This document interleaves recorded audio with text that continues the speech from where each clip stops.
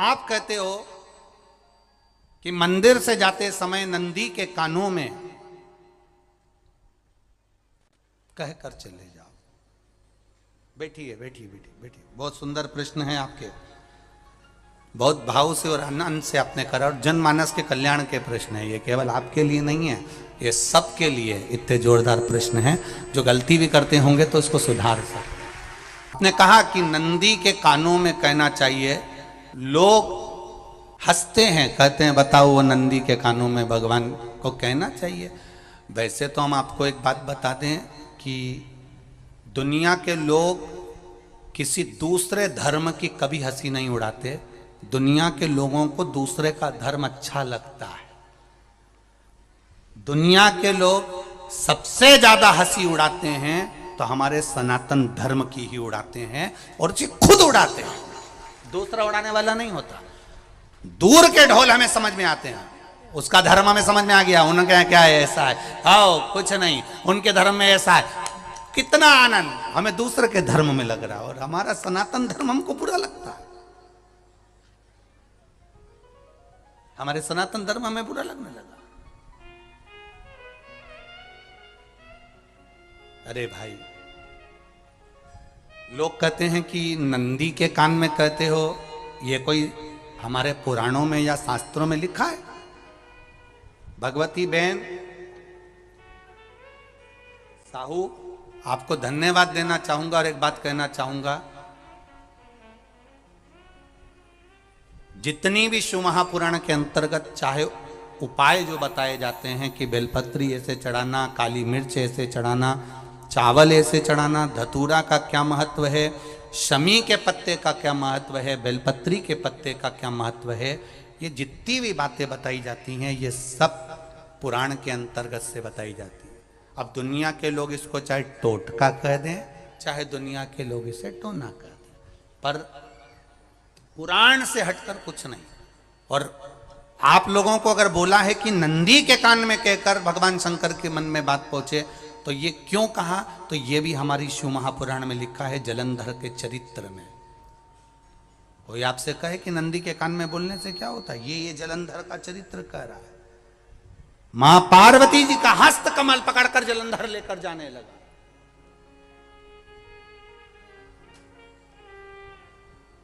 वृंदा का पति लेकर जा रहा। वृंदा तो भगवान की भक्ति में लीन रहती थी, उसको तो जलंधर को सबसे ज्यादा तकलीफ थी नारायण से, पर शिव के पास आ गया, क्योंकि ईर्षा प्रवृत्ति अभी कथा में कहा, कोई कोई ऐसा होता है जिसको तुमसे बेर नहीं होता तो भी अंदर से ईर्षा जाग जाती है। कोई कोई ऐसा होगा जिसको अंदर से ईर्षा जागती है, अपने आप अंदर से ईर्षा जागती है, उसका कोई बेर नहीं, और ईर्षा जाग गई, भीतर से ईर्षा जाग। ना आप उससे मिले हो, ना कभी वो आप उसके सामने बैठे हो। कई लोग किसी ना किसी की बुराई करते हैं तो हम लोग पूछ भी लेते हैं, क्यों साहब उनसे मिलकर आए हो क्या तुम? कभी नहीं मिल किया है, कभी उनका सामना हुआ नहीं हुआ, तो फिर बुराई क्यों कर रहा? एक ने कर दी थी इसलिए हमारे ध्यान में था तो हमने भी कर दी। लो, वो कुआं में डूब के मरेगा तो तू भी मरेगा का? नहीं। नंदी सामने बैठा है, गणेश जी को मालूम पड़ गया, कार्तिकेय को मालूम पड़ गया, मां पार्वती जी का हस्त कमल जलंधर ने पकड़ लिया और लेकर चला। मालूम पड़ गया, तब नहीं रहा गया। गणेश जी को क्रोध आ गया और गणेश जी महाराज आए, शिव जी को जगाने लगे। पिताजी पिताजी पिताजी कर कर जगाया। उठो पिताजी, पिताजी उठिए, पिताजी जागिए। पिता को जगा रहे हैं। भगवान शंकर नहीं उठे, तप में लीन थे। क्या करें हम? जलंधर के पास में इतना बल है, इतना बल है, और पिता की आज्ञा नहीं होगी तो हम कैसे मार देंगे इसको? मारने को तो हम मार दें। मां ने आज्ञा करी थी कि जलंधर उसको तारकासुर को मार दो, तो कार्तिकेय ने तारकासुर को मार दिया। शिव जी की आज्ञा नहीं तो हम इसको कैसे मारें? क्या करें? सब कुछ गणेश जी ने देख लिया, शंकर जी के ऊपर बहुत बहुत बहुत बहुत प्रार्थना कर कर देख ली, पर शंकर जी नहीं जागे। तब आखिरी में विनायक ने, गणेश ने, जितने लोग आस्था चैनल पर कथा सुन रहे हैं, जितने लोग फेसबुक यूट्यूब पर कथा सुन रहे हैं, इस बात को याद रखना कि नंदी के कान में कहने से क्या होता है वो ये इस कथा से सीख लेना। आखिरी में गणेश जी को लगा किसको कहूँ, शंकर जी भी तप में हैं, नंदी भी तप में हैं, मैं किसको कहूँ? शिव जी को कह के कर थक गया, पिताजी को बोल बोल कर थक गया, पिताजी जागते नहीं। अब मैं किसको कहूं ये बात, किससे कहूं?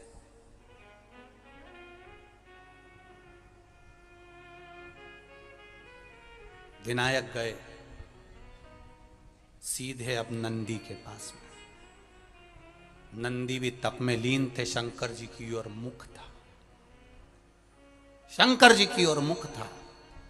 गए और जाकर तुरंत विनायक ने नंदी के कानों में जाकर कहा, नंदीश्वर,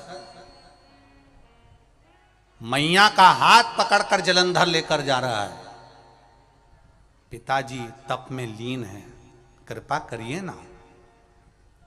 बस केवल नंदी के कान में कहा, गणेश जी दूर हट गए। नंदी के कान में कहा, शंकर जी के नेत्र खुल गए, शिव जी के नेत्र खुले। ध्यान देना जरा, इस शिव महापुराण की, आशुतोष शिव महापुराण की कथा, जो कथा यहां कही जा रही है, यह कथा पहले के चरित्रों में सुनने को नहीं मिली होगी। जरा ध्यान देना इस संवाद पर, जितने लोग आस्था चैनल पर, जितने फेसबुक यूट्यूब पर सुन रहे हैं। सनातन धर्म की हंसी उड़ाने वाले कह देते हैं नंदी के कान में कहने से क्या होता है, नंदी के सामने जाकर बोलने से क्या होता है, नंदी के पास बैठकर बोलने से क्या होता है, नंदी के पास बैठकर शंकर जी का मात्र दीदार करने से क्या होता है, दर्शन करने से क्या होता है। वो अच्छे से समझ लेना, जो लोग सनातन धर्म पर उंगलियां उठाते हैं, वो अच्छे से समझ ले इस बात को।